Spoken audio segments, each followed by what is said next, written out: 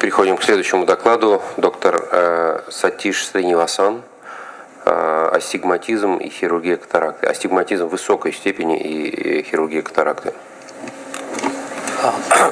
Thank you, Boris, and I thank the ESCRS and Boris for inviting me to be part of this ESCRS symposium.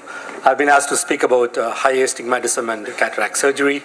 These are my financial disclosures. So we'll just look at the prevalence of high astigmatism in cataract surgery population, and we look at specific clinical conditions which can produce high astigmatism, and look at the IOL options that are currently available in the market when we do cataract surgery in these patients. These are data from my hospital. We are currently looking at the prevalence of astigmatism in Scotland. We have currently got about 7,051 patients in the database, and as you can see, the patients who have got more than 1.5 diopters of astigmatism are roughly about 20%. As we increase the magnitude of astigmatism, then the percentage of patients are much less. This is my data compared to what has been published in the literature. If you look at patients, the prevalence of astigmatism in patients who come in for cataract surgery, roughly about 20% of the patients have about more than 1.5 diopters of corneal astigmatism, which I think in my NHS practice is the cutoff where we offer toric IOLs in the public system. The prevalence of my data is very similar to what's been published in the literature. It's roughly around 20% of patients who come in for cataract surgery have astigmatism of more than 1.5 diopters.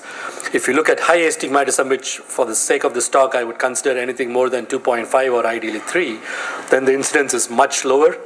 Once again, my published data mirrors very much has been what's been published in the previous literature. It's only a small group of patients, only about 2.5 to 3% of patients who come in for cataract surgery have astigmatism of more than 3 diopters.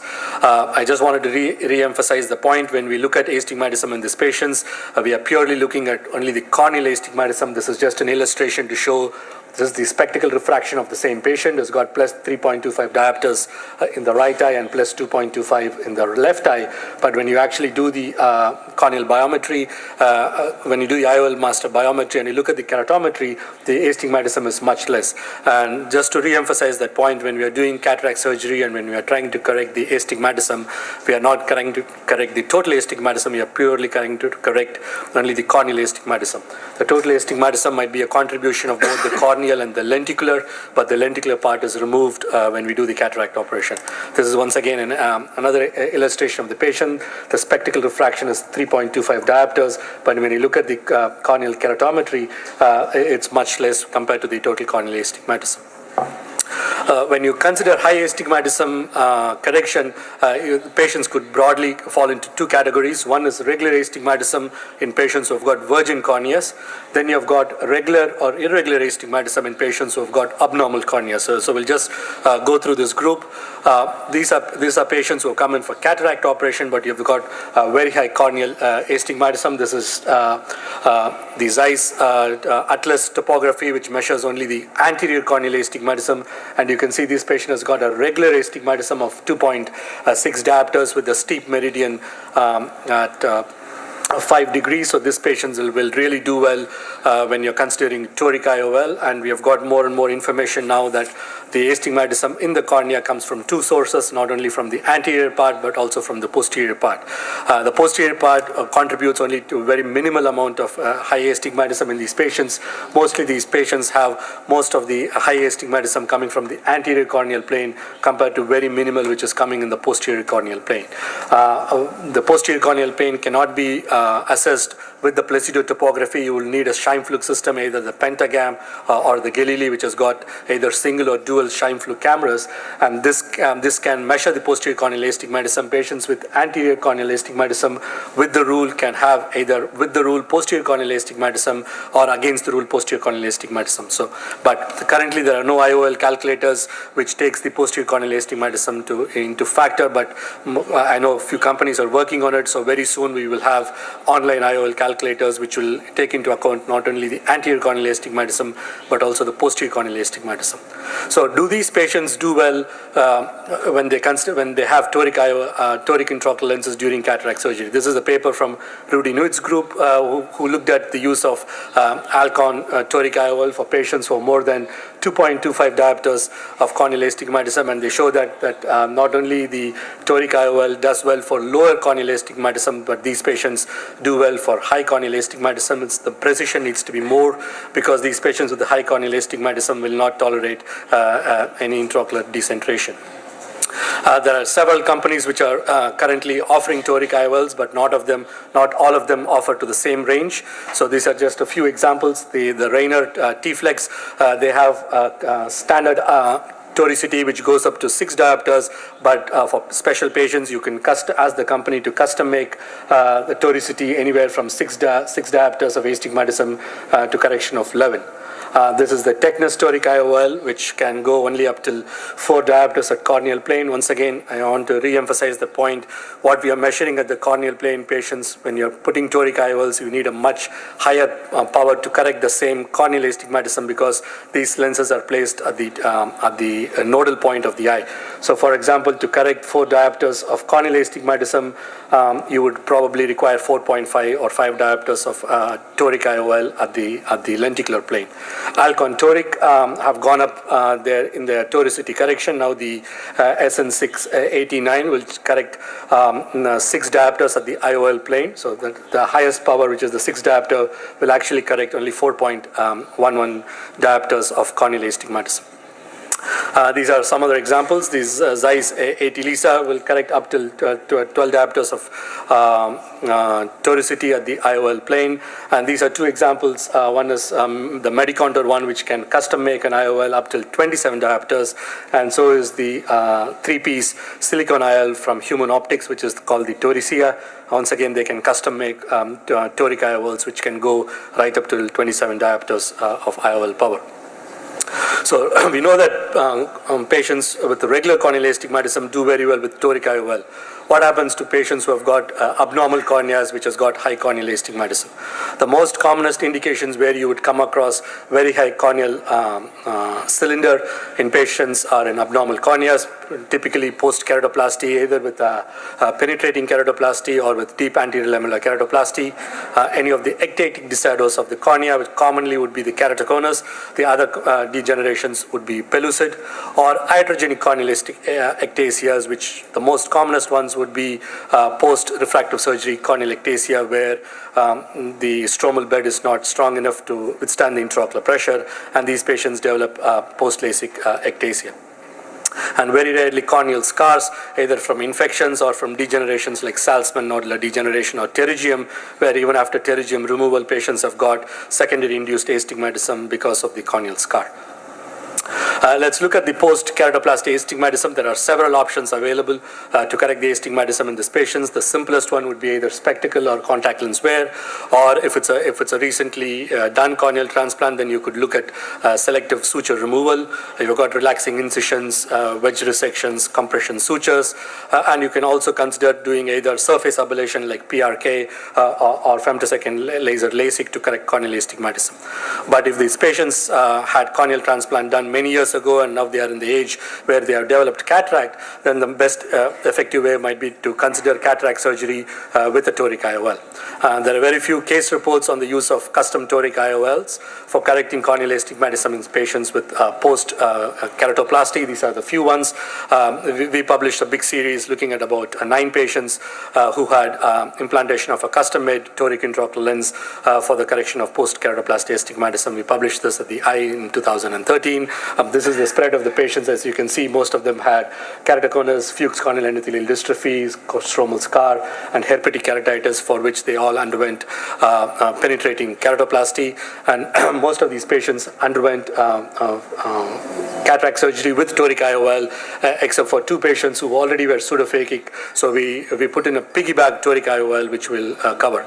And this is the different types of IOLs which we used depending on what the pre-existing corneal astigmatism was, and whether the companies could make toric IOLs for such a high power. Like I said, the Rayner toric could make only till about 11 or 12, so if patients required more than 11 diopters, we looked at other companies like Human Optics where they can make a custom toric IOL. And this is the uncorrected distance vision and corrected distance vision in my cohort of patients. That's the preoperative logmar, and you can see these patients have a good postoperative recovery because of two reasons. One, we remove the cataract and we put in a clear lens, and secondly, because we put in a toric IOL, these patients, we correct the pre-existing corneal astigmatism. So this is the mean preoperative corneal cylinder in that cohort of patients, roughly about 6.5 diopters of corneal cylinder, and this is the postoperative refractive cylinder. So it shows that custom-made toric IOLs are quite effective in correcting stable corneal astigmatism. This is a vector analysis plot showing the spread of preoperative corneal astigmatism in this group of patients, and this is the postoperative vector analysis plot, once again showing a very tight cohort of all these dots, showing that there's a good effective reduction in the overall corneal astigmatism in these patients. Especially for the post-keratoplasty patients, one of the serious clinical concerns which we have is what happens to the endothelial cell count. The red bar which you see is the preoperative endothelial cell count on these patients. As you can see, it's not surprising that their preoperative endothelial cell counts are very low because these patients had full thickness penetrating keratoplasty 10 or 15 years prior to the cataract operation. Now all these patients have a dispersive OVD to protect the corneal endothelium, and we use a soft shell technique so that there is a continuous layer of dispersive OVD protecting the corneal endothelium during the phacoemulsification process. And this is the postoperative endothelial cell count at 6 months, showing that the average loss of endothelial cell loss is about 12%, which is not any higher than what you would expect for a routine cataract surgery. So this is just a video of one of the patients who had the Torici IOL. As you can see, quite a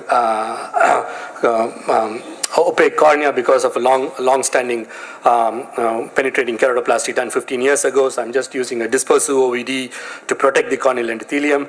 And because these patients had penetrating keratoplasty, I would like to perform either a posterior limbal or almost a scleral tunnel corneal incision to protect the corneal endothelium. So we'll just move through the cataract part. Once the cataract is finished, I use a bimanual IA to remove. So this is the 3-piece silicon IOL from Human Optics, which has got a large Z haptic with serrated edges, and it's a 13 millimeter optic, which provides good stability. As you would expect from silicon, it just pops open within the capsular bag. But this is a monofocal toric custom-made lens, and in our experience, we have found these to be quite effective in correcting high levels of corneal astigmatism. So moving on from post-keratoplasty, the next common clinical conditions where patients have large irregular corneal astigmatism would be corneal ectasias.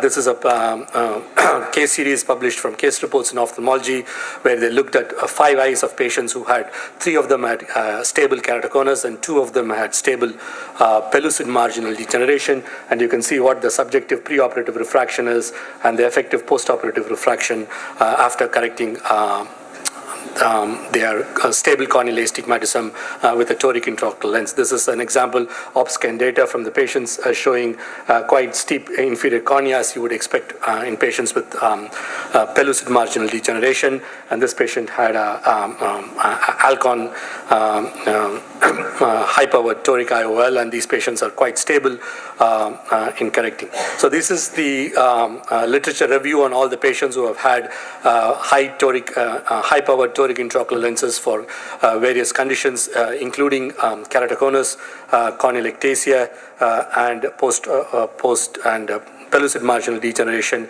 If the corneal astigmatism is stable and long-standing, these patients really do well with high-powered toric intraocular lenses. What happens with patients with post-keratoplasty had cataract surgery with the monofocal lenses? As Roberto Bellucci alluded to before, currently the IOL technology has moved. There are good, at least 3 of them in the market, which provide good add-on or piggyback IOL options with monofocal toric one. And the first one is the Toricia from Human Optics. Once again, this is a large 13 millimeter silicon IOL 3-piece, which can be placed very stably in the ciliary sulcus over a monofocal IOL in the capsular bag, and this can be very effective as a piggyback add-on option to correct any pre-existing corneal astigmatism. The next one is an injectable IOL which can be placed in the ciliary sulcus. This is a single-piece hydrophilic IOL called Sulcoflex from Rainer. And the last one is from Germany, which is called First Q, which they produce add-on IOL, which has got a 4-point haptic fixation, which can once again be injected into the ciliary sulcus. We just published a case report showing the effect of a sulcus-fixated injectable toric IOL for correcting astigmatism in a patient who has had previous penetrating keratoplasty, but he was also pseudophakic. This patient had very stable, large pre-existing corneal astigmatism because of keratoplasty, which was done about 10-15 years ago. And then we placed, as you can see, the steep meridian is about 120 degrees. We placed a Sulcoflex injectable IOL. So let's just walk through that video. As you can see, this patient is pseudophakic already, and we are just marking with the Mendes gauge as you would do for any toric IOL. And then we inject OVD to protect the corneal endothelium and also to open up the space in the ciliary sulcus so you could potentially inject the IOL. This is like a standard Rainer IOL cartridge where you can place the Sulcoflex IOL within the injection system, and you can fold the two haptics over the optic so that it doesn't get caught. And the cartridge is folded, and you inject like you would do like a single piece IOL, and because being hydrophilic, it slowly unfolds, and it could be placed within the ciliary sulcus and the toricity marked to the area where you have previously marked on the corneal meridian. This is a patient, once again pseudophakic, post-corneal transplant with an IOL in the capsular bag. This time we are placing the First Q hydrophilic IOL, which is a 4-point fixation. Once again, in the interest of time, we'll just go through this. You're all familiar with this. And once again, this IOL can be injected through a 2.2 millimeter corneal incision. That's the hydrophilic IOL, which is about 25% water content, 13 millimeter overall diameter, and it has got an optic of 6 millimeter, and it's biconcave convex, so that the concave side is over the previous IOL in the capsular bag, so that you get this little vaulting, so that the add-on IOL does not come in contact with the primary IOL in the capsular bag. Once again, it could be injected like you inject any IOL within the capsular bag. Once again, being hydrophilic, it slowly unfolds rather than the silicone IOL, which usually pops open. And because of this 4-point haptic fixation, these IOLs are very, very stable and good rotational stability when placed within the ciliary sulcus. And then once we do it, then we remove the viscoelastic and replace a myocol to make sure that there is no iris capture. So to conclude, high astigmatism can happen in virgin corneas, and toric IOLs are very effective in correcting it. Higher the corneal astigmatism, you can custom order toric IOLs from various manufacturers.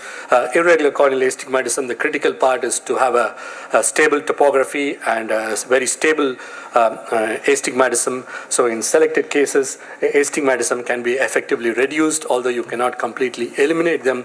There is good evidence to show that astigmatism could be effectively reduced, and the residual astigmatism could be corrected easily with spectacle glasses.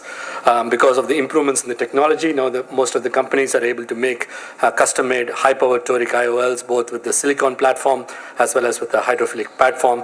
And as I said before, patient selection remains the key in selecting these patients, particularly with irregular astigmatism, to offer toric IOLs. Thank you very much for your attention.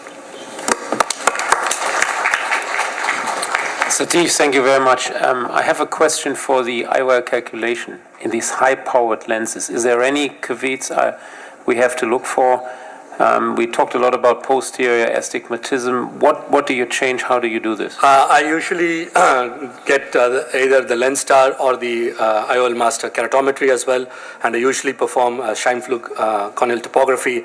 And most of these high-powered ones, I send all the data to the company, and the company are usually good in calculating IOLs. Most of the companies with the data for a custom-made toric, they would be able to calculate toric IOLs and give you various options available. I have one question, and we know that some of the sulcus-placed IOL rotate a little bit. So, what is your experience on that? Are the high-powered IOLs rotate as well, or they are more stable, or maybe you have some other, experiences with that? So, good point. There are a few reports to show that the Sulcoflex rotates a little bit. I don't think the IOL power matters, but the platform on which the toric IOL is made matters. I think if there's a high-powered one, I tend to use most of the first Q ones because it's got a 4-point haptic fixation and it's kind of a squared type of IOL. So I think the stability is much more better with the 4-point fixation than with the Sulcoflex. So if it's a high-powered add-on correction, I would tend to go towards the first Q IOL rather than Sulcoflex. Okay, we have one more question.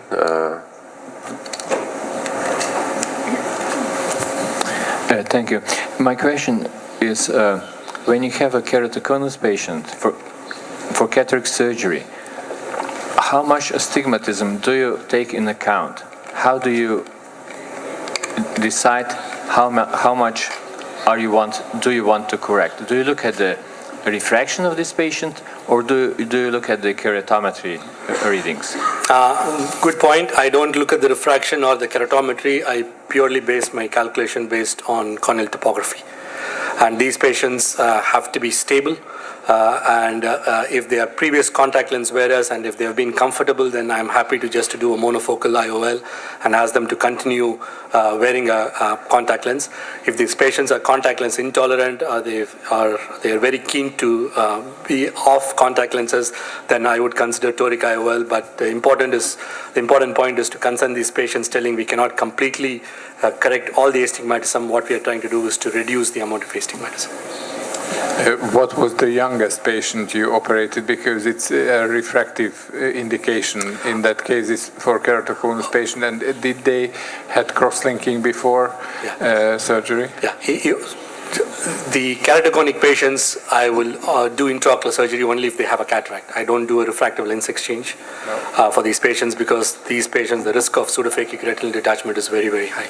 So these are patients in their 50s and 60s who have had stable keratoconus, but they have developed a visually significant cataract. And do you aim any astigmatism to leave, or you calculate, or you want to treat? I try to correct as much as possible, but these are not like virgin corneas. So if the astigmatism is irregular, then they don't completely get corrected. But certainly the residual astigmatism could be easily fixed with glasses.